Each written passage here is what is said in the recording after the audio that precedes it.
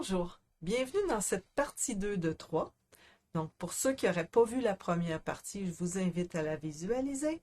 Et dans cette deuxième partie, d'entrevue d'experts avec Jean-Marc Lavoie. Bonjour Sylvie, merci de m'inviter pour cette deuxième partie. Ça me fait plaisir. Alors, nous allons répondre à la question « Qu'est-ce que DevOps? » Donc, c'est ta question, seulement une question. Une question. On va commencer par un bref rappel. Dans la première partie ou la première vidéo, on a vu un bref historique et les raisons qui nous ont amenés à adopter DevOps. Donc, on a répondu à la question « Pourquoi une organisation veut-elle adopter DevOps? » Et dans cette deuxième vidéo, on veut répondre à « Qu'est-ce que le DevOps? » Comprendre donc qu'est-ce que ça implique faire du DevOps. Parce que la rumeur dit que nous, on a automatisé le déploiement, donc on est DevOps. Malheureusement, c'est beaucoup plus Non, il en manque beaucoup. complet que ça. Ouais, il en manque beaucoup. Si on fait juste automatiser notre déploiement, on revient très très près à décrire notre code en production directement, à l'exception qu'on a une traçabilité dans Git, mais si on n'a pas de test automatisé entre les deux, si on n'a pas une culture de développement itératif, on est revenu exactement en 1965, ce qui a causé la crise du génie logiciel. Alors, petit rappel, on a donc des mesures de performance qu'on va faire. On regarde un certain nombre de mesures qui constituent ce qu'on appelle la performance de livraison logicielle. Donc, les 4 mesures clés, délai de réalisation, fréquence de déploiement, délai moyen de remise en service, pourcentage de défaillance, avec en plus la disponibilité des logiciels. Parce que ce qu'on sait, c'est que lorsqu'on améliore la performance de livraison de logiciels, nécessairement, notre performance organisationnelle et notre performance non commerciale vont aussi s'améliorer. Alors, par où commencer, Jean-Marc? Donc, pour commencer le DevOps, ce qu'il faut comprendre, c'est que c'est plusieurs champs de spécialité. Pour commencer, on a 5 principes clés. On a la qualité. On veut vraiment construire un logiciel qui est de qualité, quelque chose qu'on ne sera pas obligé de réparer des bugs à perpétuité pendant qu'on l'opère. Donc, on veut qu'il soit de qualité suffisante pour assurer une valeur au client qui est intéressante, mais aussi pour assurer cette valeur-là de façon constante, cohérente, sans avoir trop d'accros. La qualité, ça inclut la stabilité en prod. Et la maintenabilité, puisque les logiciels sont appelés à évoluer dans le temps, n'est-ce pas? Oui. C'est sûr que si on fabrique un logiciel pour l'Halloween, une année, c'est une chose. Si on fabrique un produit qui reste pour les 5, 6 dizaines d'années qui suivent, on veut avoir la capacité de venir le faire évoluer. On veut de la qualité au niveau de notre code, pas juste au niveau de l'apparence graphique.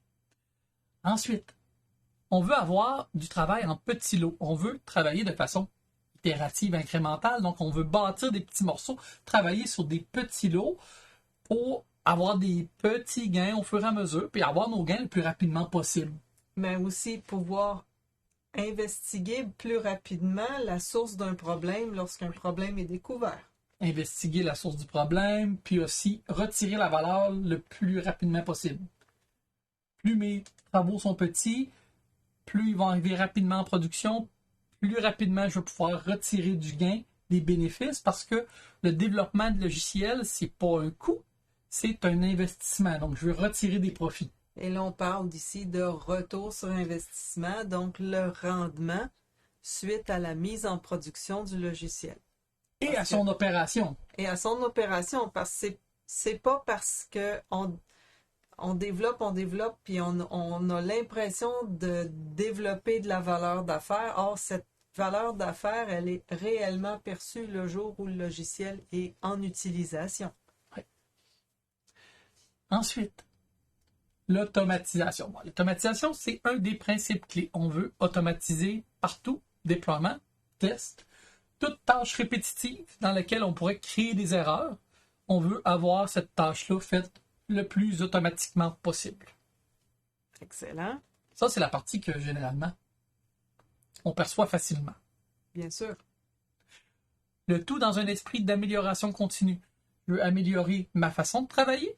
Je veux améliorer ma façon de gérer mes incidents, de gérer mes mises en production, mes changements.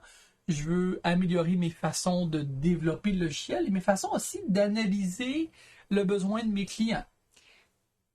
Et à ce moment-là, cette amélioration, elle sera mesurée à travers nos mesures clés Oui. qui constituent notre mesure, nos indicateurs de performance de livraison de logiciels. Effectivement. Ces principes clés-là sont difficilement mesurables. Ce qu'on peut faire, c'est de faire des pratiques qui viennent nous aider à améliorer ces principes clés-là. Ce qui fait que, au niveau de State of DevOps, ce qui a été mesuré, c'est certaines pratiques clés qu'on va voir. On parle de pratiques clés dans 24 capacités qui sont en 4 catégories. Et les responsabilités? Oh, j'ai oublié la responsabilité. Excusez. Donc, le dernier point au niveau de où commencer dans les principes clés, on a la responsabilité des équipes. Les équipes sont responsables du produit qu'elles construisent et qu'elles entretiennent. Donc, ils veulent construire un produit qui est de qualité suffisante pour être capable de le faire évoluer et non pas faire un projet où j'abandonne le produit et je dissout l'équipe après la livraison. Donc, on passe du développement par projet au développement par produit. Clairement. Donc, ligne de produit. Oui, on veut toujours travailler ligne de produit, chaîne de valeur, puis on veut travailler sur toute la chaîne au complet. Qu'est-ce qui va livrer de la valeur à mon client et comment je vais faire évoluer cette chaîne de valeur-là, le produit qui supporte la chaîne de valeur. Et c'est là qu'on en vient aux 24 capacités qu'on a classées en 4 catégories. Oui. Première catégorie, technique. Une grosse catégorie, 11 éléments. C'est quand même assez vaste, mais c'est pas la seule. On va les voir On va les voir un par un. Oui. Ensuite, on a le lean management. Comment est-ce que je gère mon développement au jour le jour? OK. Ensuite, on a le développement de produits lean. Donc, comment est-ce que je gère la création et l'amélioration et le développement du produit sur lequel je travaille? Comment je vais faire évoluer ce logiciel-là? Puis par quoi je vais commencer? Puis par quels éléments je vais mettre en place en premier, lesquels je vais expérimenter? Comment je vais faire pour venir mettre ce produit-là en place? Et la dernière catégorie, ça c'est celle qui m'a vraiment frappé le plus fort. J'étais un développeur de nature. Puis quand je suis arrivé là, OK, bon, lean, c'est correct, c'est de l'agilité, mais le leadership transformationnel, malheureusement, souvent, les transformations DevOps, c'est des gens qui sont très techniques, qui essaient de faire une transformation, puis qui essaient d'amener l'approche, mais on n'a pas cette capacité-là de venir communiquer, puis de venir embarquer les gens vers cette transformation-là. On ne sait pas comment. C'est des qualités interpersonnelles qui doivent se développer. Donc, à travers des pratiques de leadership. Oui, puis en fait, ça m'a tellement frappé que c'est là où j'ai fait la transition pour devenir coach DevOps. Littéralement. Intéressant. Ça a été l'élément déclencheur du changement. Donc, j'ai encore le code. Là, oui, dans ton aventure professionnelle. Oui.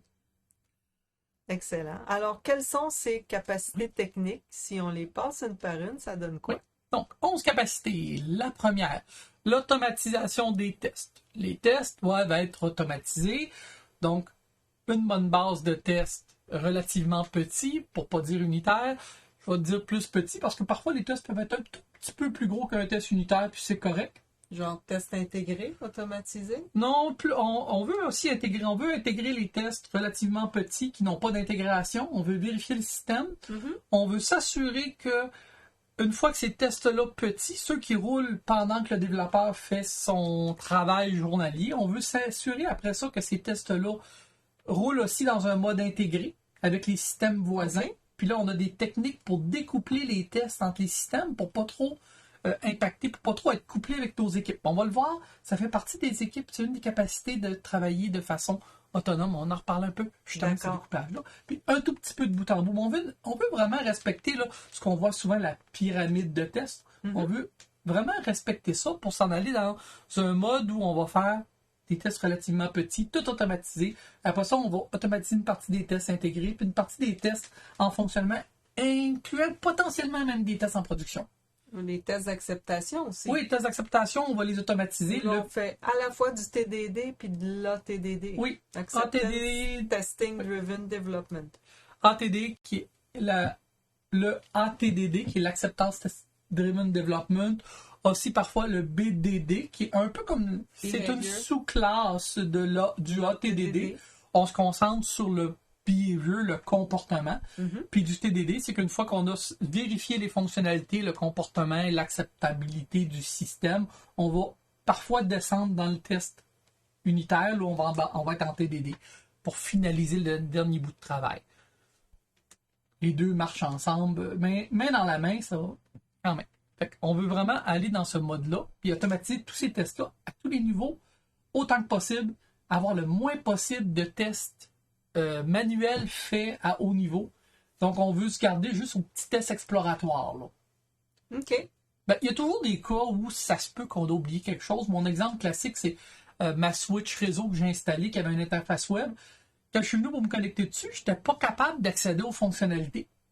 Je voyais juste 2 boutons, mais je ne savais pas à quoi ils servaient.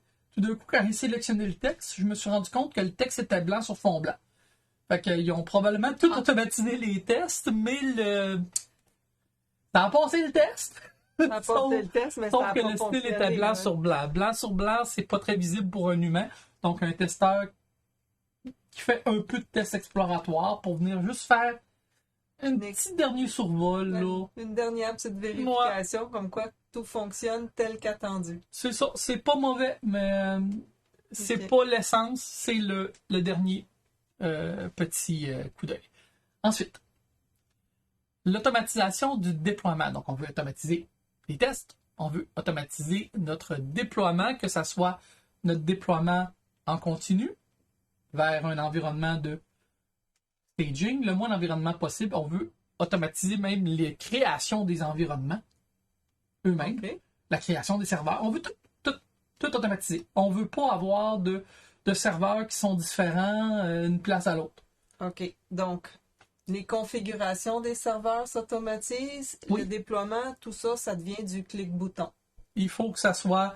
À la limite, c'est même intégré dans un pipeline et c'est transparent au développeur. Il envoie son code dans le pipeline, ça compile, ça roule les tests, ça déploie dans les bons environnements, puis aucune intervention. Puis, à la limite, lorsque mon changement est prêt pour s'en aller en production, je vais faire une demande d'approbation de mon code pour aller vers la production, et la journée qu'elle est approuvée, ça devrait se bâtir et s'en aller vers la production automatiquement. À condition que ça passe les tests. C'est les tests qui sont notre filet de sécurité. Sans test, pas d'itération. Pas de test, pas d'agilité. Aussi simple que ça. Pas d'automatisation de test, pas de DevOps. Clairement. Ben, pas d'agilité non plus. Pas d'agilité non plus. Sinon, c'est de la fausse agilité. C'est de la fausse. Oui, bon, absolument. Le développement sur le tronc. Le développement sur le tronc, c'est que ce qu'on va faire, c'est qu'on ne veut pas avoir des branches avec du code qui est en train de pourrir à côté, moisir, pourrir, dégénérer à côté pendant des grandes périodes de temps. Ce qu'on veut, c'est faire notre développement, moindrement qui est stable, il va être ramené sur le tronc. Le tronc étant, ça peut être notre branche de développement. Ben, le tronc, c'est notre référentiel, c'est notre base de code stable. Oui, la base qui est en production. Donc, le code qui est en production, on veut être le plus proche de ce code-là possible. Donc, dès que j'ai une branche pour faire un petit développement, je la fais, je travaille avec mes collègues, je la ramène en deçà d'une journée ou deux vers le tronc qui devrait être déployé vers la production le plus rapidement possible.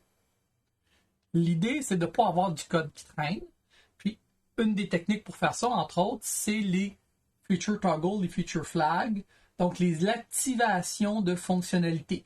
Je vais déployer mon code sur le tronc, désactiver.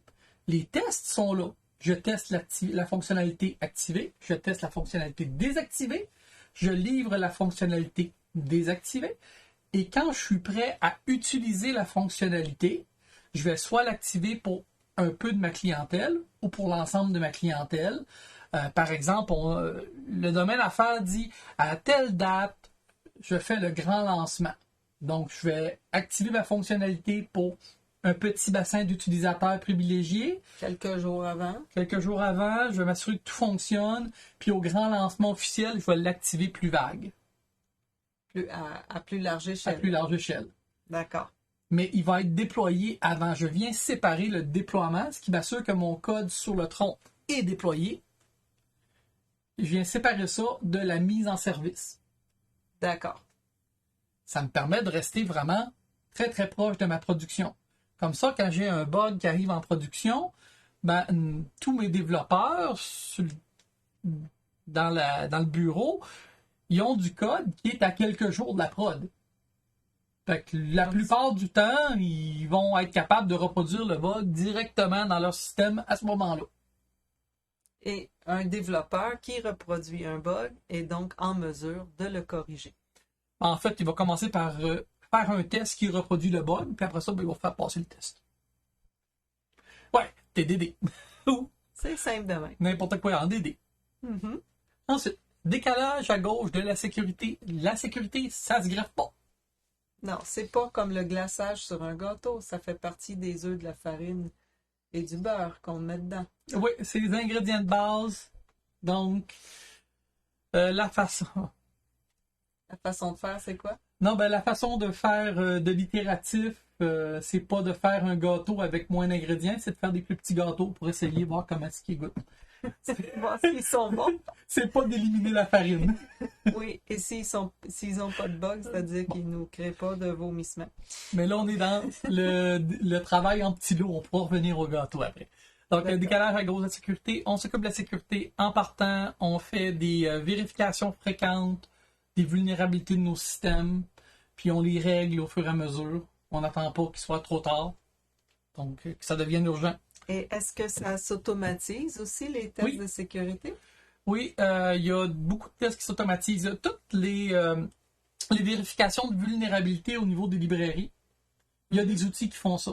Il y a certains outils open source maintenant même, qui vont faire le tour des vulnérabilités. Les vulnérabilités sont publiées. Même le dépôt central de Maven, côté Java, publie les vulnérabilités sur chacune des versions des artefacts qui sont là déjà. Donc, je suis capable de savoir les dépendances que j'utilise, s'ils ont des vulnérabilités ou pas. Je suis capable de savoir à quelle dépendance je peux augmenter, c'est déjà documenté.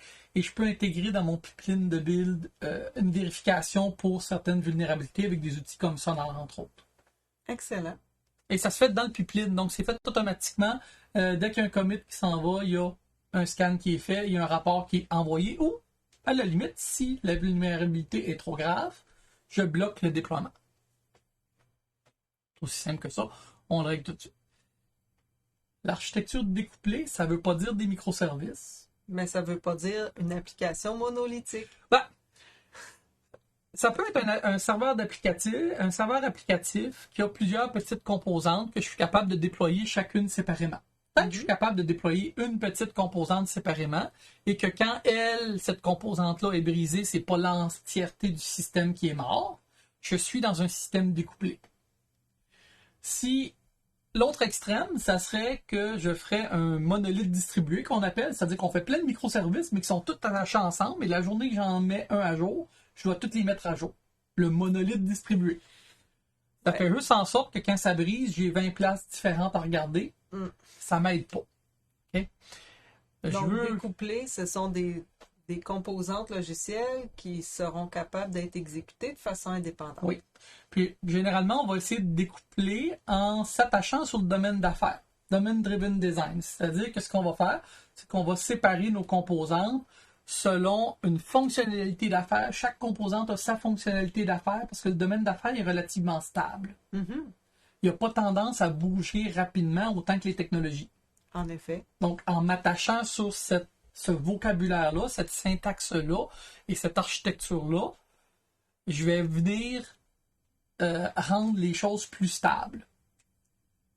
Génial. Et éviter de faire le système multicouche qui dit, je me souviens plus la loi qui dit que si j'ai 4 équipes différentes, je vais avoir 4 systèmes différents, tout simplement.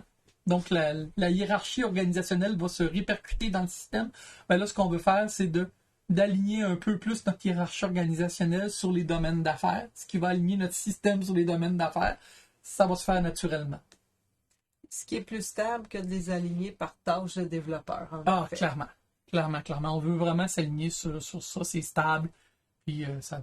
Donc, si je comprends bien, l'architecture cible de nos logiciels, pour une organisation qui veut adopter le DevOps, elle doit s'attendre à possiblement modifier sa structure organisationnelle. C'est-à-dire, quelle équipe relève de qui est responsable de quelle portion? Dans certains cas. Puis là, on parle pour le côté architecture découplée. OK? Il y a moyen de faire des structures parallèles au travers de l'organisation. Il y a moyen d'avoir que le groupe qui fait la base de données ait des membres qui sont dans chacune des équipes qui travaillent sur une partie du domaine. OK? C'est correct. On n'est pas obligé de refaire la structure organisationnelle, mais on veut que les équipes qui travaillent sur un domaine en particulier. Donc, c'est un peu plus matriciel. Ouais. OK. Maintenant, il n'y a rien qui empêche d'avoir un membre de notre équipe. En ce moment, chez mon client, je suis dans une direction, puis je travaille pour des escouades sous un autre directeur, littéralement. C'est quelque chose qui se fait. On n'est pas obligé d'être... On peut avoir deux sortes de regroupements. Hein? On veut que nos équipes soient autonomes. Qu'est-ce qu'on veut? Ben, c'est là où on parle un peu de découplage. Oui, ben, leur autonomie, ça va jusqu'où? Deux aspects dans l'autonomie. La première, qu'est-ce qu'on a le droit de faire? Ça, c'est comme nos plus vieux enfants. On va leur laisser les clés de l'auto, mais ils n'ont pas le droit de changer les mags et de peinturer l'auto. Hein? Ils ont le droit de se déplacer. On veut les rendre autonomes dans leur déplacement. Ça peut être une passe d'autobus, ça peut être les clés d'auto qu'on prête, ça peut être une auto au complet. Fait que selon les cas, ça peut varier, mais ça ne veut pas dire qu'ils ont les clés de la production. Des fois, il y a des données qui sont privées en production, qui sont critiques. Donc, tu veux peut-être avoir accès temporaire à la prod lorsqu'il y a un problème. Tu vas être capable de le faire rapidement pour être capable d'exécuter ta tâche. Mais ça ne veut pas dire que tu as les pieds dans la production à longueur de journée. Tu vas peut-être devoir faire la demande. Elle va arriver en 10-15 minutes, c'est correct. Tu vas pouvoir régler ton incident en production, faire ton travail, puis revenir à l'état normal. Tu veux te donner des outils aussi, donc du debug, comme on connaît un debugger dans un IDE, ben, ça n'existe plus en prod. Ça nous prend des outils supplémentaires, ça nous prend des messages d'événements, ça nous prend des logs, des traces qui n'ont pas d'informations confidentielles. Mais jusqu'à quel point tes équipes ont-elles l'autonomie pour choisir leurs outils? Ben, aligné sur Safe, il y a des décisions qui sont peu fréquentes, qui durent longtemps et qui ont des économies d'échelle. Fait que parfois, certains outils, on va les choisir à plus large échelle. Puis, si on est capable, on va prendre quelques sortes d'outils. On va quand même laisser un peu l'opportunité d'expérimenter avec des choses différentes. Parce que si on bloque toutes les technologies à une sauce particulière, puis qu'on enferme les équipes, on n'a plus d'expérimentation sur les technos. Oui, puis on retire un peu d'autonomie aux équipes aussi en faisant ça. On veut laisser assez d'autonomie pour les équipes qui sont capables d'expérimenter sur des nouvelles choses, puis on veut encadrer pour être capable de réutiliser ce qui est comme plus stable à l'intérieur des autres, parce que ça va leur permettre de s'accélérer. Et on ne veut pas que chaque équipe réinvente la roue partout. On veut avoir quelques roues en stock sur le bord pour que les équipes puissent les utiliser pour faire leur développement. Donc, bien sûr, on veut être efficace. C'est un compromis. On est autonome, on n'a pas accès à tout comme parfois les gens voudraient, mais on a accès à faire notre travail. Si je suis bloqué à faire mon travail, je ne suis plus autonome. L'autre point, ça c'est le bloqué pour faire mon travail, l'autre point c'est l'autonomie au niveau des connexions entre les systèmes. L'architecture découplée nous aide à être plus autonome. Parce que mon architecture est découplée et que la pièce A parle à la pièce B sous forme d'un API qui est relativement stable et qui idéalement est bien documenté, j'ai moins besoin d'appeler l'équipe B. Okay? Parce que je vais faire des mocks qui représentent le travail de l'équipe B et que je vais utiliser les mocks, donc des assemblages de systèmes. Les simulations de données. Je vais faire des simulations de données. Donc, tous mes tests relativement plus petits vont être faits sur des simulations de données de systèmes d'à côté. Ça va me permettre de bâtir énormément de code et il y aura énormément de tests qui vont rouler énormément rapidement. Puis ça va me permettre de travailler de façon autonome. Si j'ai un changement, je ne serai pas obligé d'attendre que l'autre équipe l'ait implémenté pour commencer à faire le traitement. Je vais pouvoir le mettre en place, l'essayer tout de suite pendant que l'autre équipe fait son développement. Ce qui fait que dans ma chaîne de valeur, si j'ai 3 équipes d'impliqués, ben les 3 vont pouvoir arriver en même temps à livrer la valeur au client des 3 modules parce qu'ils ont été capables de travailler de façon découplée et d'être autonomes vis-à-vis des autres. D'accord. Fait que ça fait partie là, de notre test. L'intégration continue. Donc, on veut que dès que le code soit poussé, que ce soit sur une branche ou sur le tronc principal ou vers la prod, on veut que ça roule, que les tests d'intégration roulent. Donc, ce que je veux, c'est, j'ai mes tests petits, je veux le prendre, le rouler, puis vérifier avec une composante d'à côté, ou du moins un simulacre indépendant du système d'à côté, puis m'assurer que ça se connecte bien. Et à ton avis, cette intégration continue, les meilleures équipes que tu as pu observer, ils intégraient à quelle fréquence? C'était une fois par jour, une fois par semaine, une fois par heure? Au commit. OK.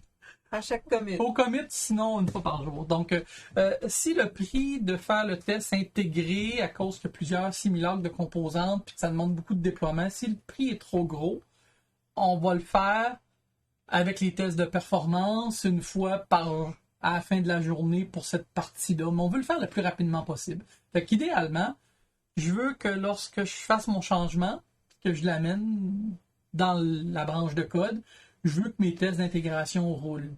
Okay. Je veux être sûr que mon intégration avec l'autre composante fonctionne. Puis là, je ne suis pas dans le bout en bout. Je suis avec un simulateur de la composante d'à côté.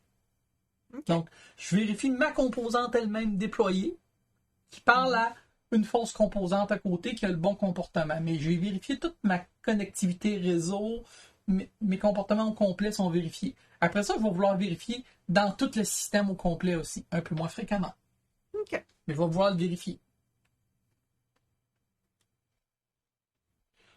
On a aussi le contrôle des versions. On veut faire le contrôle des versions. Puis, ce que l'étude de State of DevOps rapporte, c'est que gérer les versions des configurations, c'est plus rentable que gérer les versions du code.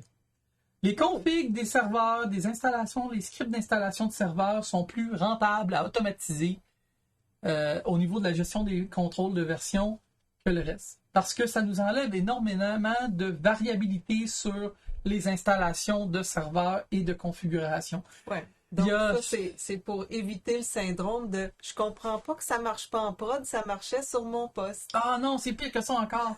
C'est je comprends pas pourquoi ça marche une fois sur 12. J'ai 12 serveurs, il y en a un qui est pas à l'heure. Pourquoi ça marche pas la moitié du temps? Ben, c'est parce que ce service-là particulier vérifie la date de quelque chose qu'il reçoit. Donc, si lui est déployé sur si ce service-là qui parle au service A et B, ils parlent ensemble, s'ils sont déployés sur 2 serveurs qui n'ont pas la même heure, ça casse. Ils sont déployés à la même place, ils sont corrects. Ils sont déployés sur 2 serveurs qui ont l'heure ajustée, ils sont corrects. Mais si moindrement ils sont déployés un sur... Fait que, là, je comprends pas, ça brise, ça marche plus. Je redéploie, ben ça le redéploie sur un autre serveur, là ça marche. Ben oui. C'est pour éviter ça. On veut que l'applicatif soit déployé, configuré, scripté et que ça soit gardé sous version, sous contrôle de version, pour savoir qu'est-ce qui s'est passé dans le temps. Puis on veut que les infos en dessous aussi, pour qu'ils soient uniformisés. C'est sûr que dans le cas où j'ai une plateforme que j'utilise comme service, elle est déjà uniformisée, elle est déjà gérée par la compagnie qui me fournit le service. Puis si je vois qu'il y a de la variabilité entre les serveurs qui me fournissent, ben, c'est mieux d'aller ailleurs. Okay. Mais quand vous demandez une instance d'un service particulier chez Amazon, vous allez obtenir tout le temps exactement la même chose. Excellent. C'est prévisible. D'accord. Fait que je sais à quoi m'attendre, pas de surprise, on n'aime pas les surprises, puis les surprises en informatique, quand c'est une fois sur 2, c'est pas chiant. Non, c'est jamais le fun, non. Non.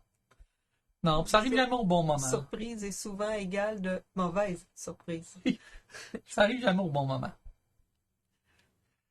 La gestion des données de test. Ouh. Ça, c'est une des difficiles. Oui, c'est pas facile, ça. Non, ça, c'est vraiment difficile. La gestion des données de test, c'est que je veux être capable d'avoir un ensemble de données qui est complet, cohérent, et qui me permet de faire mes tests quand j'en ai besoin à la demande. Qu'est-ce que ça veut dire, cohérent? Ça veut dire que lorsque je commence à vérifier des données dans mon jeu de test, mes données se suivent et s'assemblent. Et dans le cas des systèmes d'information, j'imagine qu'il doit y avoir des mécanismes pour faire ce qu'on appelle du vieillissement des données. Et il faut qu'on le mette souvent en place, malheureusement. Fait que, une des mauvaises façons, c'est de venir anonymiser les données de production. Ça se fait, c'est possible, il y en a qui le font. Ça peut être bon pour des tests de charge. Je prends les données de la production, j'en fais une copie en anonymisant. Anonymisant. Merci, c'est On rend les données anonymes. Là. Bref, c'est ce ça mot-là. que ça veut dire. Ouais. Ce mot-là, exactement. Donc, on vient rendre les données anonymes et on va les utiliser. C'est parfait pour un test de charge. Il faut faire attention. Quand on reproduit des données, il peut y avoir des variations. Un collègue à moi me racontait, il dit, le dossier de santé, souvent, on se dit, on va faire des données, des fausses données. Le problème est le suivant, c'est que le patient qui va en dialyse 2 fois par semaine, il y a 2 entrées à chaque semaine pour sa visite en dialyse. Et malheureusement, c'est ce dossier-là que le médecin passe son temps à ouvrir. C'est lui qui est le plus gros. Donc, même si en moyenne, j'ai une dizaine d'enregistrements par patient, ben, le patient qui passe en clinique à toutes les semaines, ben, il y a 1000, 2000, 3000 données dans son dossier. Son dossier est très différent des autres. Donc, on veut avoir un ensemble de données qui est représentatif. Il faut se méfier un peu. Cohérent, il est bien assemblé, puis complet. C'est-à-dire que je veux être capable d'avoir dans mes données de test certaines données qui sont volontairement en erreur à des endroits que je sais où ils vont être. Je vais nommer mon patient avec erreur dans son nom, par exemple. Je vais me donner un indicateur pour savoir que ce patient-là est en erreur, qu'il y a certains types d'erreurs où je vais générer des erreurs. Fait que je peux charger mes données de test, je peux générer sur demande certaines données avec des erreurs ou pas. Je vais créer des erreurs, je vais faire attention où je les crée pour pas qu'ils apparaissent à l'improviste dans d'autres cas d'utilisation. Mais je veux avoir le contrôle sur ces données-là pour avoir l'ensemble complet de tous les cas de figure que j'ai besoin. Je ne veux pas avoir des données partielles, sinon j'ai une problématique, puis il faut que ces données-là évoluent. Sinon, ben, je passe mon temps à chercher des données pour faire mes tests.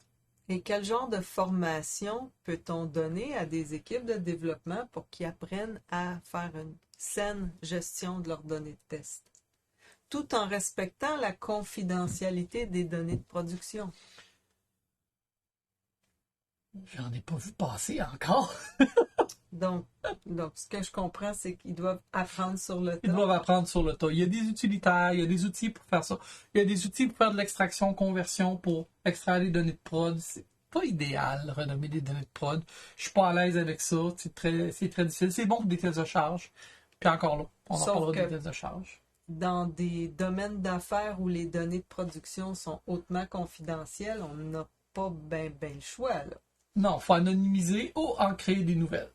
D'accord. Puis ça vient avec un certain niveau de complexité. Et encore faut-il assurer la représentativité ou le réalisme des données de prod. Oui. Donc, il y a un défi ici.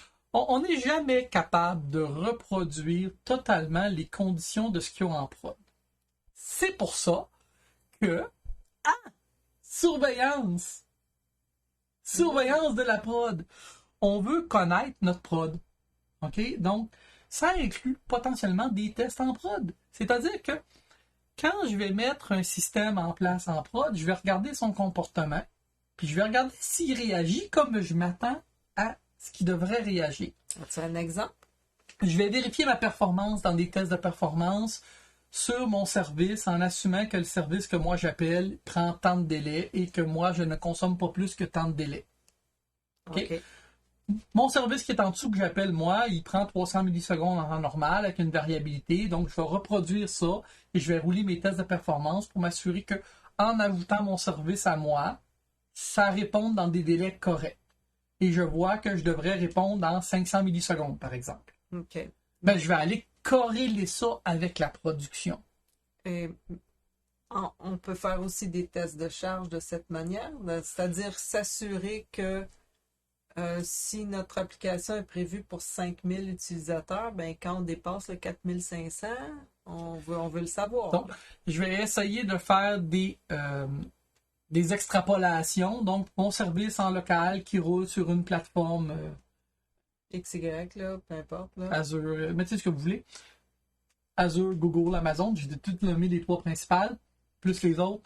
Ça roule là-dessus, je roule mes tests, je regarde un service roule de même, je vais m'assurer de temps en temps que 2 services roulent, je vais corréler avec ce que j'ai en production. Je peux faire un peu de charge en production, c'est plus difficile. OK. Je dois être très délicat si je fais des tests de charge en production. Mais je vais surtout corréler ce qui se produit avec la prod avec ce que j'ai comme test. Comme ça, je sais que si mes tests disent 600 millisecondes, puis qu'en prod, ça roule en 700, je sais que mon test est un petit peu optimiste. Mais je sais que si mon test se met à faire 900 millisecondes, que quand je vais arriver en production, je vais probablement avoir un problème. OK. Fait que je vais faire une corrélation entre les deux. Ça va me donner un indicateur. Parce que pour un gros système, reproduire le même système avec le même niveau de charge à côté, c'est à peu près impossible. En effet. Fait on veut avoir une observabilité sur notre système qui est en prod. Donc, entre autres, de la surveillance. Je veux savoir comment il se comporte. Puis pas une boîte noire. Je veux pas le CPU, la mémoire des serveurs. Je veux des données sur le service que moi j'ai déployé. Il a traité comment de requêtes. Et dans mes requêtes traitées, il a évalué combien qui sont de bonne qualité, combien est-ce qu'il y a dû corriger de données dessus, combien est-ce qu'il y a d'erreurs. Donc, je veux savoir plus de détails. Typiquement, ça se passe par journalisation. On a les deux, on a journalisation, puis on a des métriques, puis des traces. En observabilité, on a les événements qui sont un enregistrement immuable de temps. Donc, j'ai à telle date fait telle chose, et blablabla, du texte, principalement. On a à côté de ça les métriques, les mesures. Donc, une mesure, c'est quoi? Parce que c'est un ensemble de données qui est numérique. J'ai traité tant de requêtes dans la minute qui vient de passer.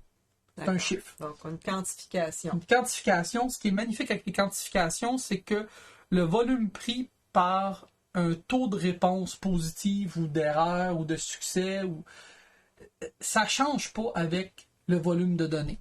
Contrairement aux journaux d'événements qui augmentent d'espace avec le volume. OK.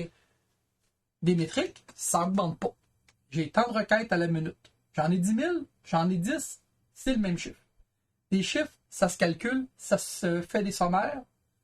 J'en ai 10 à la minute, j'en ai tant par heure, j'ai une moyenne de 10 à la minute cette heure-là. Ça se fait des moyennes, ça se fait aussi des alertes.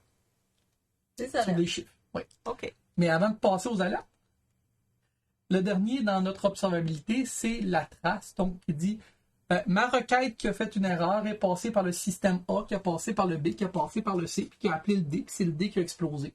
Je veux savoir que j'ai eu une trace complète entre mes différents systèmes pour être capable de me dépanner.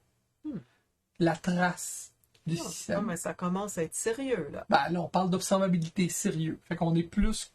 On est poussé dans la surveillance. Mais là, on commence à se dépanner. C'est ce qui fait qu'on va être capable de résoudre notre problématique dans un temps raisonnable. Sinon, on va chercher, là. Parce qu'un système distribué, c'est pathologiquement instable.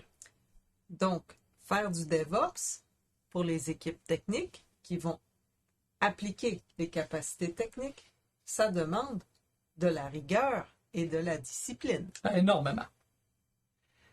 Et ça nous amène à la notification. Ben oui, les événements. Maintenant que j'ai pris des mesures, que je sais combien de requêtes en erreur mon système subit, je vais être capable de faire des notifications proactives. Donc, je vais indiquer, hey, salut, l'espace disque est rendu à 80% et il a augmenté de 10% depuis 20 minutes. À la vitesse actuelle, dans 40 minutes, je vais interrompre ton souper de fête. J'aimerais ça le savoir avant de prendre ma bouchée. Oui. Pour régler, avant que je sois obligé de d'être capable d'enlever quelques fichiers pour que, OK, l'espace disque est correct, il y a un processus qui est brisé, je vais le redémarrer, ça va arrêter de remplir le disque ou la base de données. Je veux savoir un peu. Je veux faire parfois des tests de santé pour m'assurer que, OK, ben, le travail qui va rouler à 2 heures ce matin, j'aimerais ça qu'à 4 heures après-midi, il vérifie que les différents services sont corrects. Comme ça, si jamais ils ne sont pas corrects, j'aimerais ça le savoir à 5 heures à soir, le régler. Avant de te faire réveiller Avant à 2 heures du matin. OK? Parce qu'un système qui brise à 2 heures du matin, ça arrive.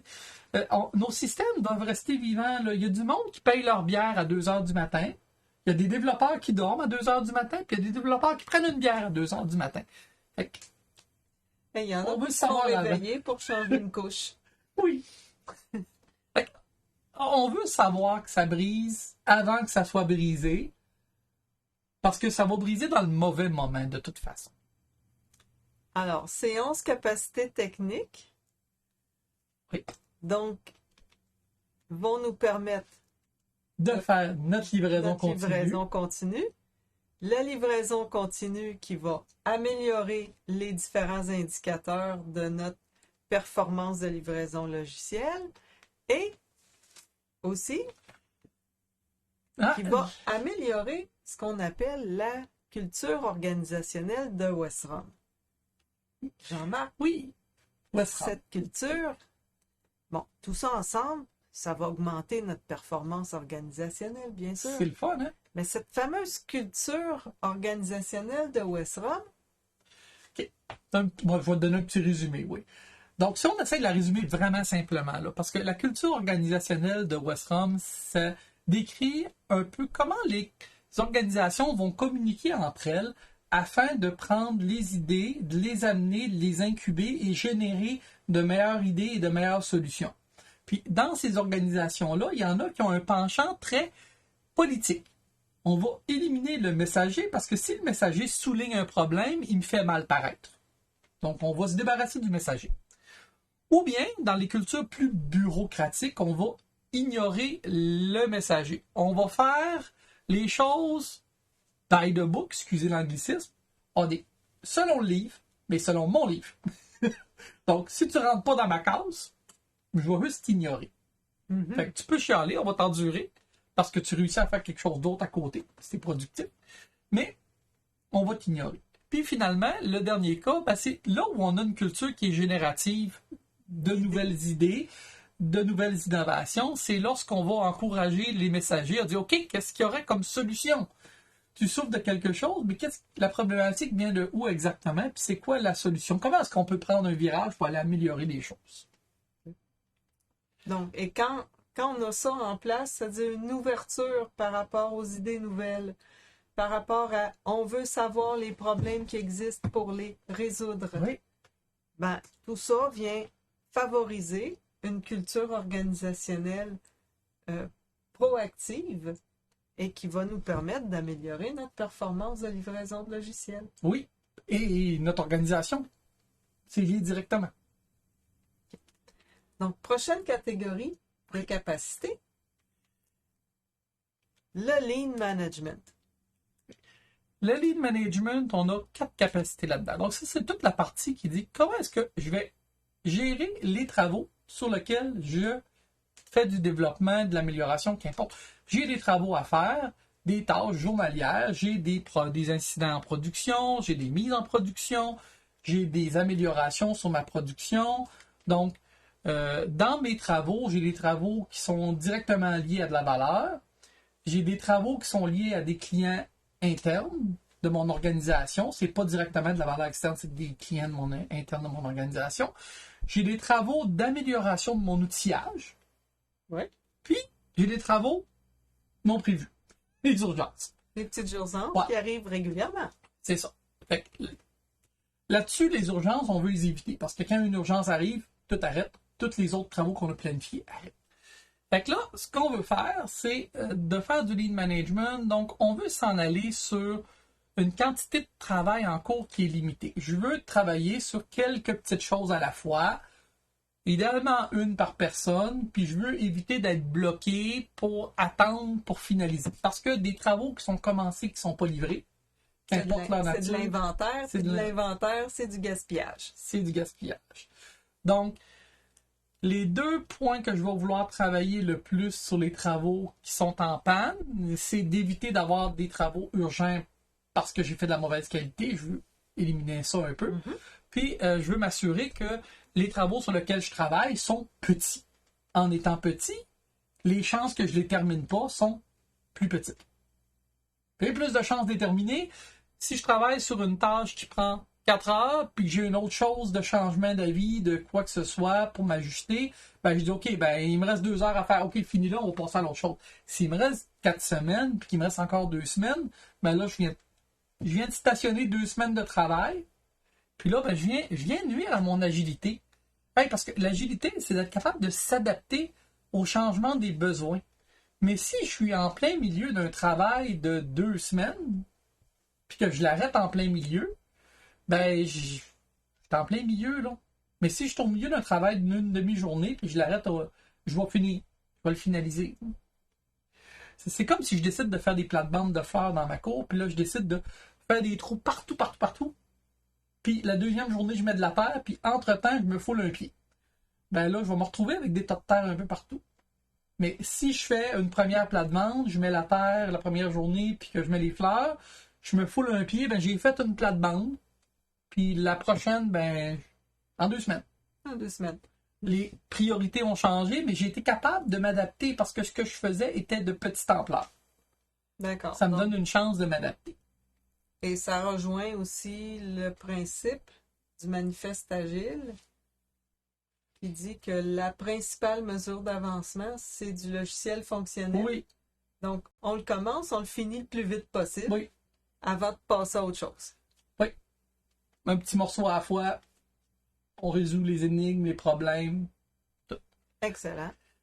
Bien sûr, pour réussir à voir que quelque chose qui est en problème mais qui prend trop de temps ou qui bloque, ben, on veut le rendre visuel, on veut savoir ce sur quoi on travaille. Si on est tout le temps en train de travailler ces urgences, on veut le rendre visible, Mhm. parce que ce qu'on ne voit pas, on ne le ressent pas et on ne peut pas agir. Donc, on veut mettre ça sur un radiateur d'information. On veut montrer ce sur quoi on est en train de travailler. Mais par exemple, un tableau Kanban. Oui, Un tableau Kanban nous permet de faire une gestion visuelle Oui. et lorsqu'on a trop de tâches en parallèle, ça saute aux yeux. clairement. Puis là, on veut les passer. On ne veut pas dire, ben, je vais attendre que la personne qui fait l'assurance qualité. Non. Comment je peux aider à faire de l'assurance qualité sur les tâches qui sont là? Peux-tu me montrer comment t'aider? Oui, parce que aussi, Kanban, ce n'est pas que le tableau, c'est le fait que on doit Changer de alimenter- poste de Ah. travail. Non, mais pas ça, c'est que lorsqu'on commence à travailler sur une tâche, on veut la finir le plus vite possible puisqu'on doit essayer d'optimiser notre temps de cycle.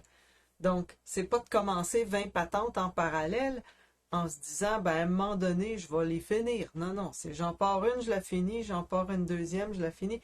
Et comme ça, il faut que ça roule, là. Mhm. Et il y a qu'en les visualisant qu'on arrive à avoir une gestion efficace. Clairement. Ah. Tu m'enlèves les mots de la bouche. D'accord. J'ai la rétroaction de la production. Donc, Donc, ça, ça c'est, me- on veut savoir si nos clients sont contents. Ah, pas juste. T'as les clients, puis t'as la production. Les clients purement, c'est dans la gestion de produits lignes. Savoir si les clients sont contents du produit. Ah. La rétroaction de la production, c'est deux choses. Est-ce que ma production présentement elle va bien ou est-ce que j'ai inséré une problématique? De là, mon nombre de commandes en cours est-il constant? Est-ce que tout d'un coup, mes clients ont arrêté de commander parce que, mettons, le bouton est plus visible? Parce qu'il est en dehors de l'écran. Ah, j'ai plus de commandes. Je veux le savoir. J'ai fait une erreur. Bon, c'est sûr que mon client ne sera pas très content, mais je veux savoir qu'est-ce qui se passe avec ma prod. OK? Est-ce que les requêtes prennent du temps? Ça prend combien de temps aux gens pour accéder? Les gens vont à quel endroit dans le système? Fait que oui, c'est un peu du client, mais c'est moins produit, plus le comportement du client. Est-ce qu'il utilise notre système? Quelle partie il utilise? Je veux mettre l'argent sur la partie que le client utilise. OK. Hey, il y a un pourcentage non négligeable de logiciels qui donnent une valeur négative. On met en place du logiciel, Qui sert pas. non, qui nuit au client. Oh! qui a un impact négatif. Hi! Il y a comme un 30% de logiciel qu'on met en place qui a un impact négatif. On paye pour le faire, ça a un impact négatif. Mon client, en bout de ligne, Il est s'en sert pas, mécontent. il est pas content, il le dit pas. Mais comme je vois pas ce qui se passe avec ma production, je suis pas capable de venir agir là-dessus. Je veux savoir, j'ai mis en place la nouvelle chose, puis j'ai-tu plus de requêtes sur la page qu'avant pour aller voir cette fonctionnalité-là ou j'en ai-tu moins? Si j'en ai moins et que ça baisse, c'est douteux. Bon, D'accord. ça peut être parce que ça fonctionne tellement bien qu'ils sont capables de le faire du premier coup au lieu d'essayer 5 fois, mais ça peut être aussi que ils l'essayent, puis après 5 fois, ils se tannent, puis ils ne reviennent plus jamais. D'accord. Si on commence à arrêter de faire des logiciels qui nuisent à nos clients, on est vraiment gâtés parce que c'est des logiciels qu'on a mis en place, qu'on maintient, qu'on a payé pour faire. On est mieux de payer pour les arracher puis de les ramener à l'ancienne version. D'accord. Donc, ça sert et ça apporte du rendement. Oui. Fait que ça, on va s'occuper de notre production pour regarder ça. Mais aussi savoir, bon, nos serveurs sont surchargés, j'ai combien de gens qui viennent, ainsi de suite. Donc, plein de ce qui se passe en production, mais point de vue fonctionnement de ce que j'ai mis en place.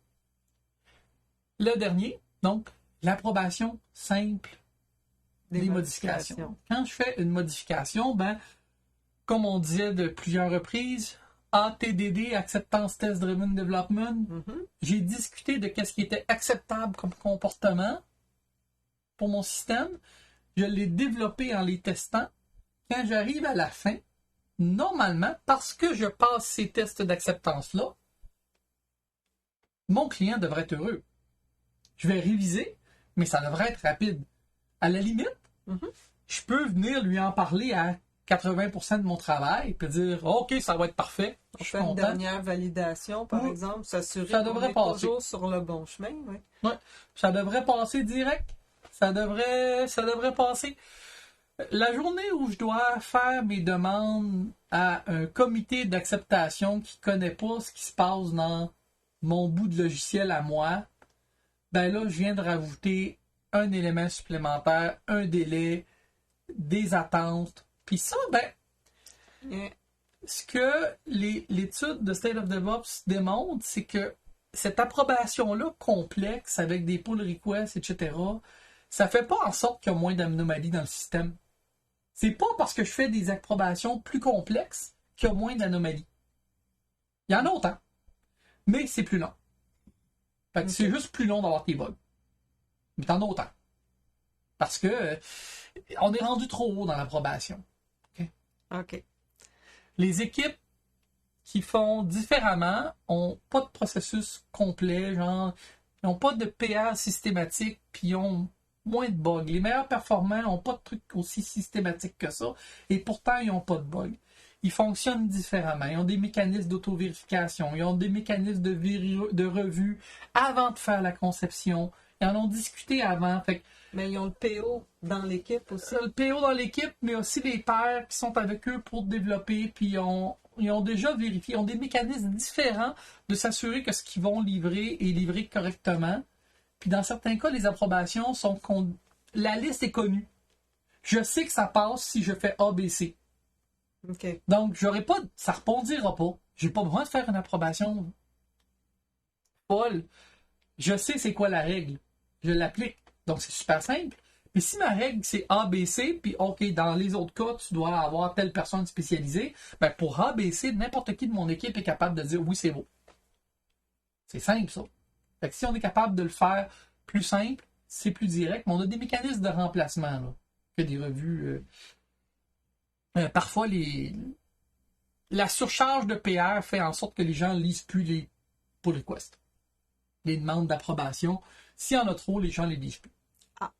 Fait que, des fois, on n'a pas le choix pour des notions de conformité, de légalité. Pour éviter qu'il y en ait trop, encore là, c'est une question d'optimisation de temps de cycle. Il faut être traité à mesure. Il faut être traité à mesure, il faut les faire en plus petits lots, beaucoup plus petits.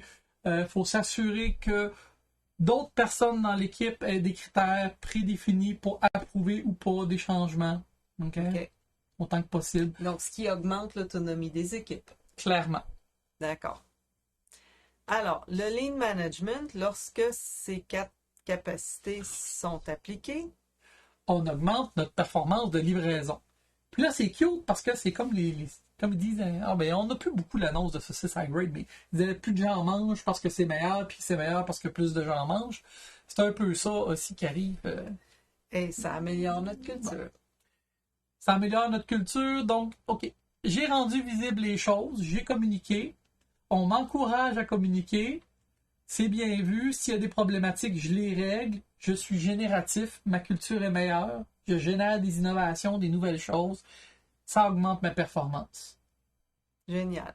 Passons maintenant au développement de produits Lean. Oui, le produit Lean. Donc, 4 capacités aussi dans ce cas-là.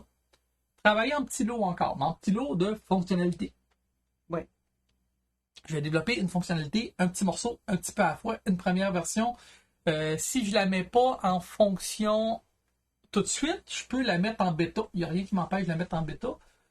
C'est-à-dire de l'activer pour un sous-ensemble relativement restreint d'utilisateurs. Oui, qui vont me donner certains retours. Ouais, OK. Puis je vais bâtir là-dessus. Puis ça va me sortir aussi certaines problématiques, mais pas à extrêmement large volume. OK. D'accord. Je veux rendre visible mon flux de travail encore, donc je veux savoir sur quel produit je travaille. On s'en va où? Du story mapping, par exemple. Ouais. Donc, OK, je m'en vais où dans mon produit? Je suis rendu où? C'est quoi mon objectif, là? Okay, je veux le savoir, j'en ai combien de mon produit de fait? C'est quoi mon plan de fonctionnement à brève échéance? C'est quoi qui est prioritaire? C'est quoi qui est important? Je veux le voir, ça. Sur quoi je travaille? Pourquoi je suis en train de travailler sur 10 affaires? Ça marche pas. Qu'est-ce qui est important? Je veux le voir. Donc, ça présuppose une bonne priorisation aussi. Oui. Oui. Fait que là, on se retrouve avec parfois notre tableau Kanban qui va avoir des tâches à exécuter au jour le jour et des tâches qui amènent de la valeur, qui sont de l'amélioration de produits. Les deux s'en viennent ensemble, il faut se gérer les deux en même temps. Puis il ne faut pas que j'oublie de gérer ma maintenance. La maintenance, les meilleurs performants dans State of DevOps, 50% de valeur de travail sur des nouvelles fonctionnalités. Donc, de la nouvelle chose. Tout le reste, c'est de la maintenance, de l'entretien, du support, etc.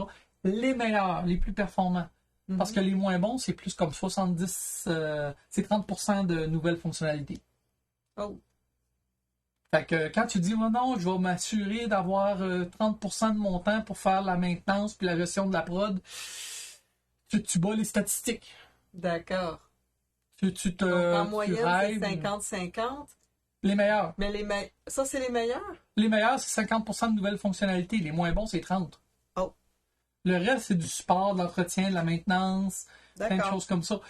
Si on vise... Ça veut dire qu'un gestionnaire qui planifierait que son personnel est affecté à, mettons, 90% sur des nouvelles fonctionnalités, il va se planter royalement. Il va se planter parce qu'il va se rendre compte que l'équipe qui va faire la maintenance d'un produit va finir un jour par être à 90% sur de la maintenance puis de l'opération du produit. Ouch! Parce que un produit qui est rendu mature, qui a moins de développement, mais on va avoir moins d'équipes. Ouais. Mais ils vont faire juste la maintenance. En effet. Ça s'entretient. Sinon, ça brise. Sinon, ça brise ou ça vieillit mal. Ben, le logiciel lui-même, du code, ça vieillit pas, mais tout ce qui est autour vieillit. Ouais. Rajeunit, en fait. Donc, ce qui était bon, ce qui était valide... ça rajeunit, en effet. Ce qui était valide comme technique, n'est plus valide aujourd'hui. Par exemple, ton logiciel, il marchait avec la version XY de tel engin de base de données. Et puis, soudainement, ça s'est mis à jour. Il faut tout ajuster. C'est ça. Puis si on n'a pas de test, ça coûte cher. En effet. Donc, c'est de l'évolution, de la maintenance évolutive. Je suis obligé de faire la maintenance pour suivre l'évolution de ce qu'il y a autour en ce moment. J'ai pas le choix. Les choses évoluent. Il y a des vulnérabilités un peu partout. Mais ça, on veut le voir dans notre flux de travail. On veut voir quand on travaille sur des trucs qui ont de la valeur, mais aussi on veut voir quand on travaille sur des trucs qui sont là pour entretenir le système. Oui. Puis on veut voir quand on travaille sur des trucs qui sont des urgences non planifiées. Des urgences non planifiées, ça aussi on veut les voir parce que si on en a trop, c'est qu'il y a quelque chose qui ne va pas dans notre processus. On a mal pris en compte certains éléments de qualité. Là, maintenant, on parle de la rétroaction des clients. Donc, quand mon logiciel est livré, puis que je l'ai présenté à mes testeurs intermédiaires ou à mes nouveaux testeurs, je veux regarder s'ils sont satisfaits de la nouvelle fonctionnalité. Fait que là, je suis vraiment plus dans... J'ai expérimenté quelque chose de spécial, j'ai fait des nouvelles features, les clients l'utilisent pareil, mais ils sont pas heureux. Ils le diront pas, ils vont l'utiliser, ça paraîtra pas nécessairement. Ben, je veux l'avoir, je veux le sondage, je veux savoir Alors, on qu'est-ce qu'ils font. fait, donc ça se produit typiquement par sondage de satisfaction. Ben, il y a les deux, c'est qu'il y a des choses qui vont être visibles, là.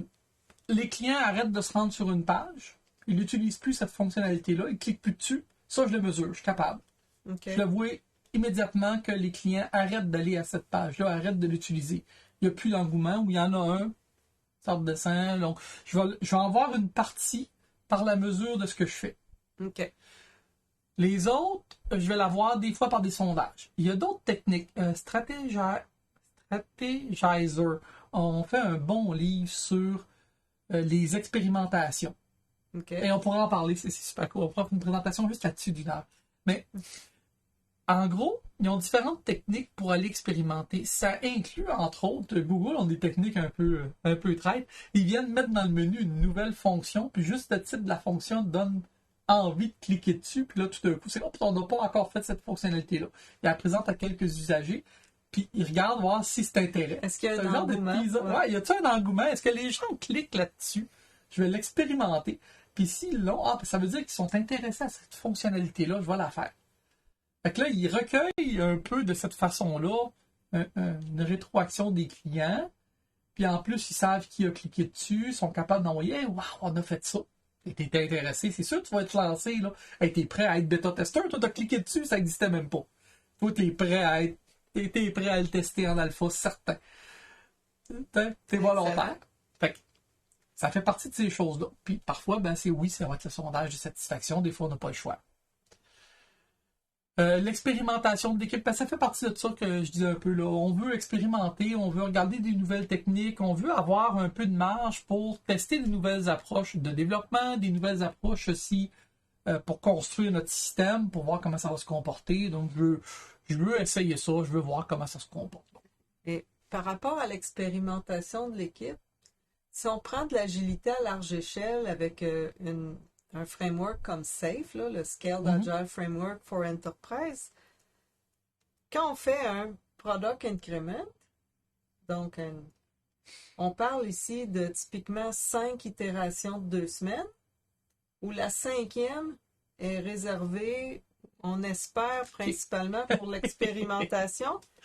C'est quoi ton expérience, toi, là-dessus? La 5e est gardée pour l'expérimentation, puis en fait, normalement, la 5e devrait te permettre de venir vérifier des hypothèses d'expérimentation pour voir si c'est faisable ou pas, prendre certaines formations, puis planifier ce que tu vas devoir expérimenter puis améliorer dans le futur. Parce que c'est pas vrai qu'en 2 semaines, tu vas réussir à faire ton PI planning, faire de l'innovation, faire de la formation sur tout, puis de garder tes équipes productives comme les top performants. Tu vas les garder à flot, mais il va t'en manquer. D'accord. Fait que t'es mieux de prendre un peu ça pour régler les inconnus, puis trouver ce sur quoi tu dois travailler, puis tu vas faire des spikes après, dans d'autres choses. Mais il ne faut pas oublier que SAFe, au niveau du portfolio, va venir mettre en place certaines expérimentations comme faisant partie du portfolio. Je veux développer un nouveau produit qui va impliquer que je fasse passer un AI sur les habitudes de commande. Ben, je vais venir planifier de l'expérimentation sur l'AI qui va faire ça par certaines équipes. Donc, tu parles ici d'une composante d'intelligence artificielle qui va faire de la recherche dans des Je vais données le massives. planifier avant de planifier le travail là-dessus. Je vais planifier de l'exploratoire pour être capable de mieux planifier le développement pur. OK. Avec moins de variabilité. Parce qu'on essaie d'aller chercher de la constance, OK? Puis, dans Safe, ce qu'on essaie de faire, c'est d'aller chercher une prévisibilité au niveau de la quantité de travail qui est exécutée. Mais une prévisibilité sur 5 semaines d'exécution, ça enlève beaucoup d'agilité. Ouais. Okay? Ça enlève beaucoup d'occasions de changer d'alignement puis de se réaligner sur ce qu'on a à faire. Ouais, parce que ma compréhension, c'était qu'on essaye d'être prévisible sur des trucs connus pour les 4 premiers sprints de 2 semaines, puis que le 5e, il était là comme buffer, puis c'est là qu'on va essayer d'explorer certains éléments dans le but de, justement, être mieux outillé pour planifier de façon plus précise les prochains. Ah, effectivement. Effectivement. Sinon, on se retrouve qu'on n'est pas capable de planifier. Puis là, notre sprint d'innovation ne passe qu'à essayer de trouver qu'est-ce qu'on doit planifier dans la prochaine étape. Ouais. Alors que lui, là, il ne devrait pas être à explorer qu'est-ce qu'on doit faire comme fonctionnalité à faire. Il devrait être là pour explorer techniquement qu'est-ce qui nous manque, les formations, qu'est-ce qu'on va avoir besoin comme formation. Puis des fois, la formation, elle ne va pas rentrer dans cette semaine-là. Elle va rentrer dans un des sprints. Je vais me prévoir un peu de temps, puis c'est correct. On va devoir l'amputer. La formation continue, c'est pas continu 4 fois par année. Là. Non, c'est plus souvent. C'est continu. Mais en plus petits morceaux aussi. Oui, en plus petits lots. Oui, en effet. Alors, le développement de produits lignes vient aussi améliorer notre performance de livraison logicielle. Et c'est là qu'on parle de saucisse à grade. Et c'est là, oui, parce que si notre performance de livraison s'améliore, nécessairement, on aura aussi un meilleur développement de produits lignes. Et tout ça s'auto-alimente dans le temps. Là. La raison est simple, puis je l'ai vécu. La journée où on est capable de livrer, de bâtir automatiquement, puis que c'est un clic-bouton qui fait déployer notre package, même s'il n'est pas prêt pour la production, si je suis capable de le déployer sur un environnement de développement où je peux vérifier que tout l'ensemble est correct, puis que ça marche encore, je le fais. Parce que je suis capable de le faire, je le fais. Parce que je suis capable de livrer un petit morceau qui est partiel, je le livre. Mais il est partiel, mais il est testé, puis on peut vérifier que tout fonctionne. Oui, ce bout-là va marcher. Génial! Donc, je vais le tester. Puis si je suis capable de l'activer pour une audience ciblée, c'est encore mieux. Excellent. Fait que là, je vais commencer à faire des plus petits lots parce que je suis capable d'expérimenter avec en tant que PO. Je vais aimer ça. Ouais. J'adore ça. Puis l'équipe est partante avec ça parce que c'est facile. Oh oui, clic. C'est bon, on y va. Super. Et tout ça, bien sûr, vient augmenter notre culture de Westram parce que là, tout d'un coup, hey, on l'essaie. Oui, parfait. J'aime ça, j'aime pas ça. On discute, on communique, on parle des enjeux. Et on améliore. Oui. Ça ouvre la communication, on travaille sur la même chose. C'est super cool. Parfait. Maintenant, mon préféré. Le leadership transformationnel. C'est celui qui m'a fait le plus mal, qui a fait la plus de remises en question. En tant que développeur, j'ai changé ta façon de voir les choses. J'ai changé profondément. D'accord. On parle de vision. La vision, c'est quoi? C'est quoi le DevOps? Ça mange quoi? C'est pas juste de l'automatisation. Pourquoi c'est important? Qu'est-ce qui se passe si on le fait pas? C'est de comprendre stratégiquement comment ça vient soutenir la croissance de notre organisation. Et pourquoi il faut le faire correctement aussi? Et non pas le laisser amoter puis faire semblant de juste pour se péter les bretelles pour pouvoir dire à haute direction oui, on est DevOps, quand en réalité, sur les 24 capacités, on en a mis une seule en place. Oui, définitivement.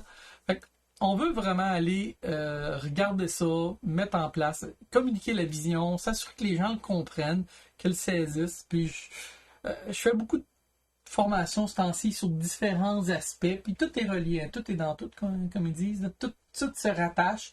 Fait qu'on fait une formation sur quelque chose, on rattache des aspects à côté. Hey, on fait des feature flags. Voici comment tu les testes, actifs et pas actifs, parce qu'il faut que tu les testes. Parfait, voici un exemple de test. On y va, on attache tout ensemble.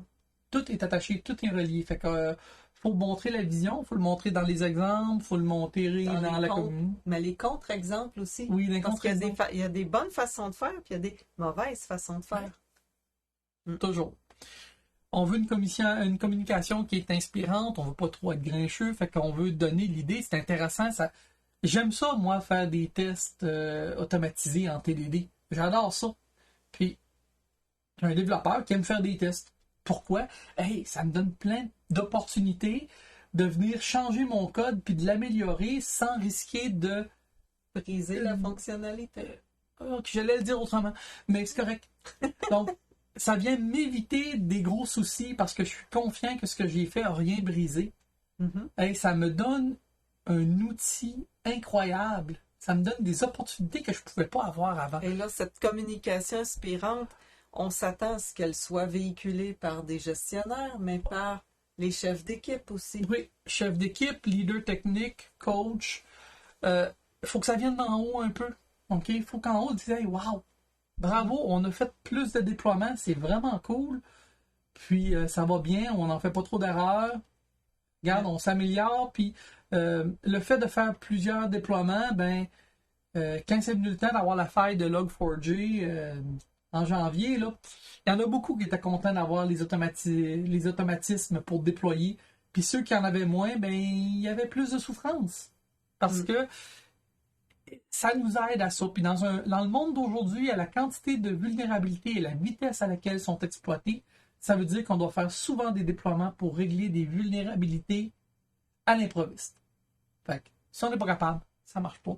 Mais ça, il faut le communiquer, ce gain-là, puis ça donne envie aux gens d'embarquer. Là. Et que ça maintienne la motivation aussi d'un travail rigoureux et discipliné. Oui. Clairement. Stimulation intellectuelle, il faut les challenger un peu, nos gens. Il faut sortir des idées. Puis, ah oui, mais peut-être, OK, voici un exemple. Ben, des fois qu'on arrive avec un exemple fonctionnel, ah, OK. Comique de coach. Il dit de faire ça de même. Il le fait. Ouais, OK, il a raison. Ouais, OK. C'est bon, ça. Hey, ça donne des idées, ouais, on pourrait... ouais, merci, on va regarder. En tant que coach DevOps, est-ce que ça t'arrive des fois que les gens que tu coaches, tu les arrives avec une solution puis ils disent « Mais non, c'est pas possible. » Ah, ils disent pas, mais ils croient moins. Jusqu'à ce que tu leur prouves que c'est faisable ou... T'as deux aspects. T'as ceux qui vont pas croire que c'est faisable, puis t'as ceux qui voient pas comment ils vont le faire ou que ça fait une grosse question à se poser, puis t'as ceux qui voient le risque de pas réussir à le faire en 2 semaines. Ah. Fait que, souvent, je l'exprime comme ça, c'est que je viens mettre du lubrifiant, je viens mettre de la graisse dans le chemin pour que ça aille bien, là, qu'on soit capable d'aller par là, puis que la barrière à l'entrée soit plus faible. D'accord. Donc, si pour tel aspect, les gens ils ont des risques, ils sentent une réticence parce qu'ils ont peur que la mise en place fonctionne pas bien, ils vont pas nécessairement se lancer pour le faire. OK. Il y a de la réticence. Mais tout ça, cette stimulation intellectuelle, ça va fonctionner de pair avec la communication inspirante aussi. Oui. Oui, il faut pas dire, regardez mes tatas, c'est ça qui existe, puis ça marche de même. C'est pas très inspirant. Personne ne va aimer ça. Aime se faire traiter de tata non plus. C'est... Bon, voici, on a un exemple, ça va de même. Puis là, à partir de ce moment-là, quand on a, OK, bon, là, j'ai un bon espoir que si je pars de là, je suis capable d'appliquer ce principe-là, puis qu'au bout de 2 semaines, dans un sprint, je vais avoir quelque chose, puis je vais dire, oui, j'ai mis quelque chose en place. Excellent. Là, ça, c'est intéressant. Fait que là, je suis inspirant dans le sens que je viens proposer un exemple qui est fonctionnel, puis j'aime bien aider les gens à avancer. Du moins, j'espère, ou je me trompe beaucoup. Mais pour qu'un jour, ces gens-là gagnent en expérience et puissent te remplacer. Ah ben, ces gens-là ont plein d'autres expériences. C'est juste que parfois, sur certains aspects qui sont plus nouveaux, ils n'ont pas eu le temps de l'expérimenter, de regarder, et ils ont des craintes. C'est normal. Puis quand ils le voient, ils font comme « Wow, cool, OK. » Les nouveautés nous freinent toujours un petit peu jusqu'à ce que on ait à quelque part une certitude que ça peut fonctionner et qu'on a quelque chose à y gagner. Oui, oui. À partir de ce moment-là, ben, je vais aller travailler le petit peu qui reste pour le faire, puis ça va me faire plaisir, puis je vais être très heureux là-dedans. Parce que, OK, j'ai une partie du chemin de fait, c'est pas exactement ce que moi j'ai, mais c'est vraiment proche, ça va rentrer dedans, ça va m'aider. OK. Puis j'ai lancé des équipes, ça les a beaucoup aidés parce qu'ils se sentaient vraiment. Tu sais, j'ai des équipes qui se sentent pris, là, que il faudrait que ça se fasse dans 2 semaines. Là, on part de zéro, on rush. OK, t'as un exemple, là? C'est intéressant. Ou des fois, c'est différent de ce qu'on fait, mais j'aime l'idée des choses. Tu sais, des fois, ils changeront pas nécessairement tout. Des fois, ça donne juste des idées de changement, de faire différent. Pour adapter leur façon de faire à une bouchée à la fois. Oui, il y a juste une façon de manger un éléphant. Une bouchée à la fois. Définitif. Les meneurs supporters, il faut encourager les gens qui prennent des initiatives. Tu l'as fait, parfait, c'est une bonne idée, on va l'essayer. Oui, ben le contre-exemple de ça, ce serait le leader qui s'approprie un succès alors qu'il n'a rien fait. Et c'est le travail de ses subalternes. Non, c'est subordonné. Subordonné, subalterne. Bref, les gens qui travaillent pour lui ou d'autres personnes. Donc, c'est autrement dit, ici, on veut rendre à César ce qui appartient à César. Alors, si on a du succès, il faut pouvoir, j'imagine, féliciter les bonnes personnes. Oui. Donc, le meneur supporter... Ah, la reconnaissance. Oui, ça va avec la reconnaissance personnelle, mais le meneur supporter, c'est quelqu'un qui s'approprie pas le succès fait par d'autres et qui encourage les gens à innover aussi. En disant, ben voici, suivez mon exemple, je vais vous aider là-dedans. Oui, puis de là, on laisse les gens aller, puis on encourage. Puis, faut faire attention comment est-ce qu'on dit les choses. Genre, on veut pas aller là, mais explore. Parce que dans ce que tu vas explorer, c'est sûr que ce point-là, si ça c'est ton objectif, c'est d'aller là, c'est pas la bonne place.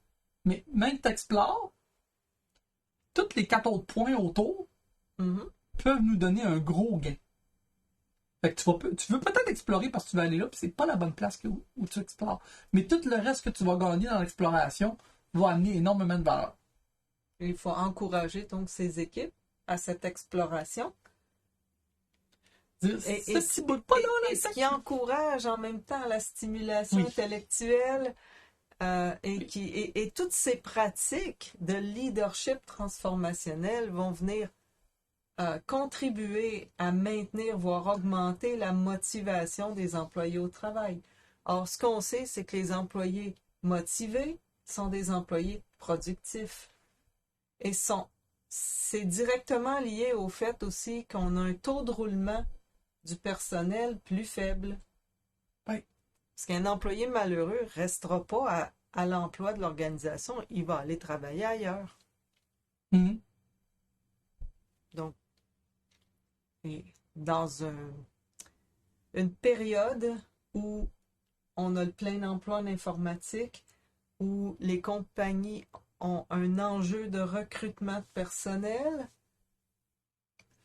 transformer les comportements des gestionnaires pour adapter ses capacités devient presque nécessaire. Ah, c'est essentiel.